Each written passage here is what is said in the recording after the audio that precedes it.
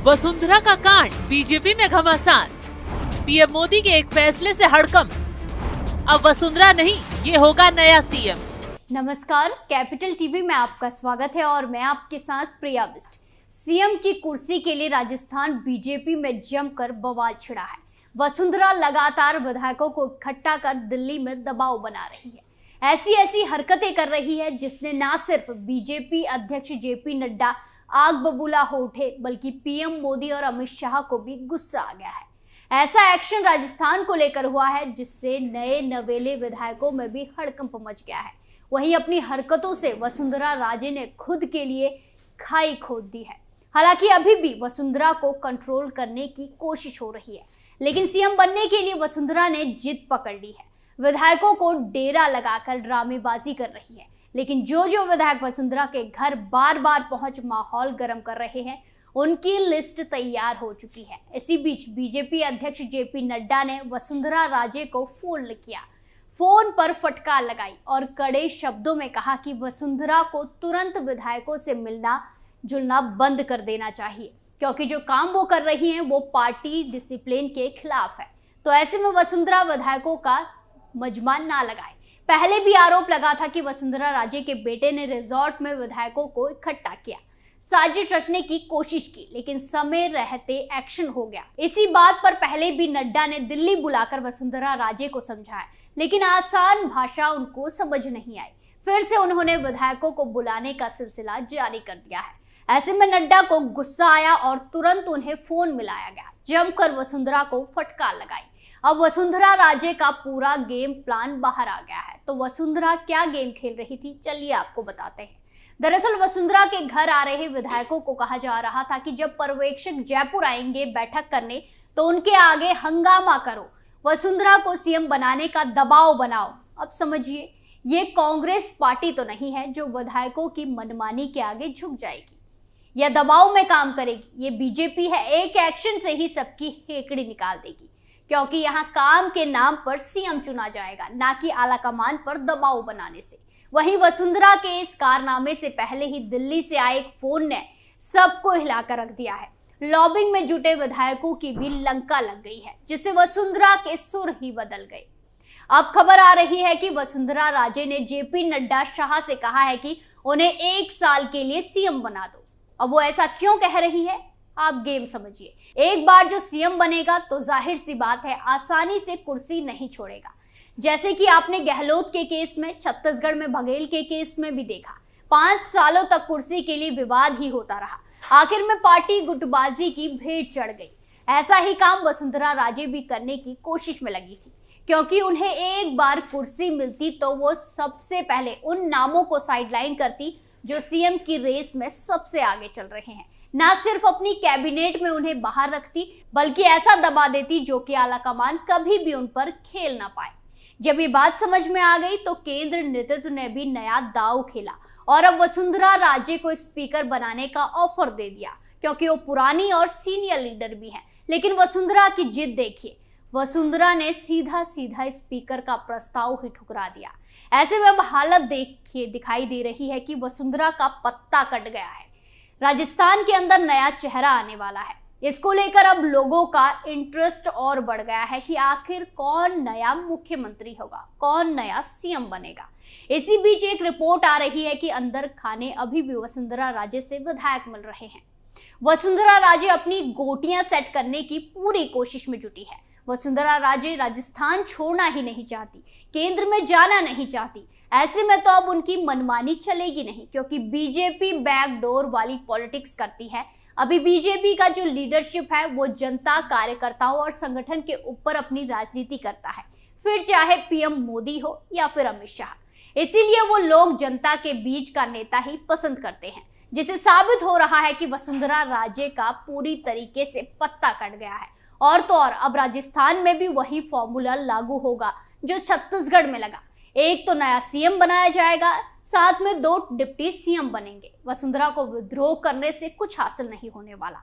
विद्रोह करके तो खुद उन्होंने अपने पैरों पर कुल्हाड़ी मार ली है। अगर वसुंधरा राजे पार्टी छोड़कर भी जाएंगी तो बीजेपी को कुछ नुकसान नहीं होगा। क्यों? क्योंकि बहुमत से ज्यादा सीटें मिली हैं।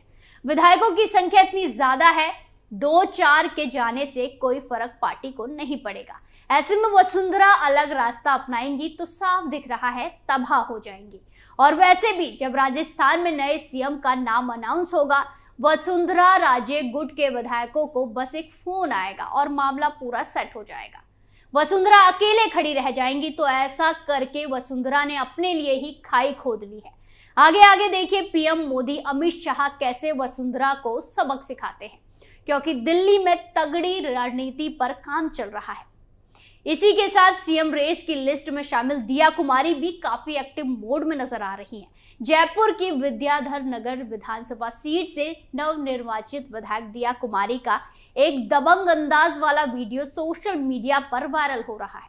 वीडियो में बीजेपी की महिला विधायक पुलिस अधिकारियों को फोन पर हड़काते हुए नजर आ रही है।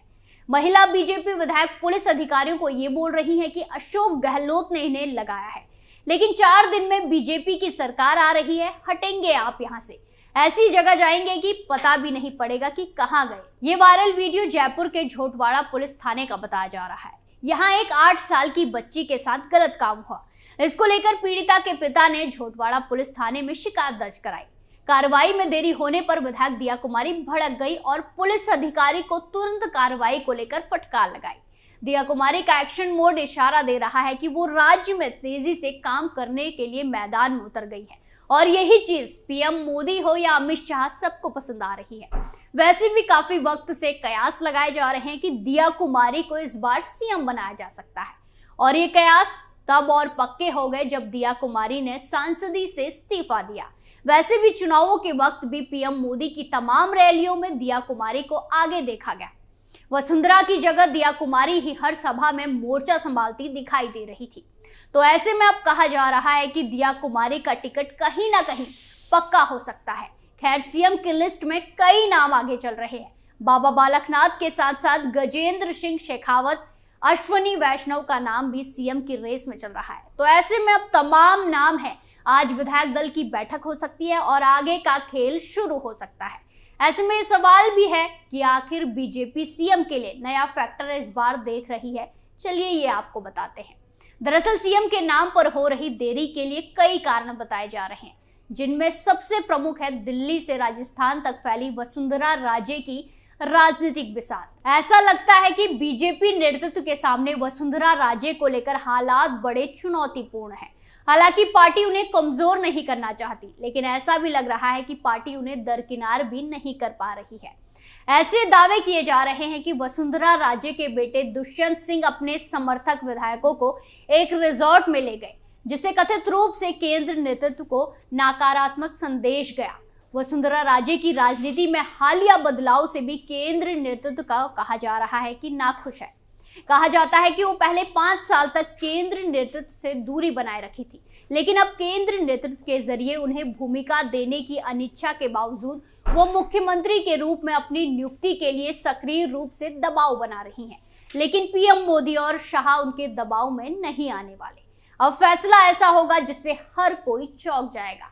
वैसे भी बीजेपी जब भी सीएम चुनने में देरी लगाती है तो समझ जाइए कुछ नया देखने को मिल सकता है। इसका मतलब यह है कि बीजेपी किसी नए चेहरे पर दांव लगा सकती है। बीजेपी जब भी सीएम चुनने में 3 दिन से ज्यादा का वक्त लगाती है तो यकीन मानिए पुराने चेहरे रिपीट नहीं होते। मतलब जो पहले मुख्यमंत्री थे उन्हें फिर से सत्ता की कमान नहीं सौंपी जाएगी। और इसका उदाहरण छत्तीसगढ़ को मिले नए मुख्यमंत्री ने दिया है। छत्तीसगढ़ में सीएम 2024 के चुनाव को देखते हुए तय किया गया। एक आदिवासी समुदाय के नेता को आगे लाकर बीजेपी ने राज्य को बड़ा संदेश दिया है। वैसे भी पीएम मोदी चेहरे पर नहीं बल्कि रिपोर्ट कार्ड के आधार पर सीएम चुनते हैं। तो ऐसे में वसुंधरा का बाड़ेबंदी करना नुकसानदायक हो सकता है। राजतिलक में फिलहाल के लिए इतना ही। बाकी तमाम खबरों के लिए देखते रहिए कैपिटल टीवी। नमस्कार।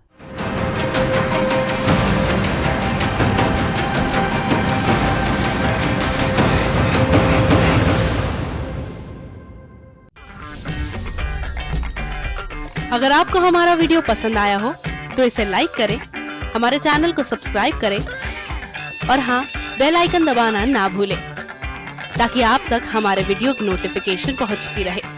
आप अपना सुझाव हमें कमेंट बॉक्स में दे सकते हैं। हमारे साथ जुड़ने के लिए शुक्रिया।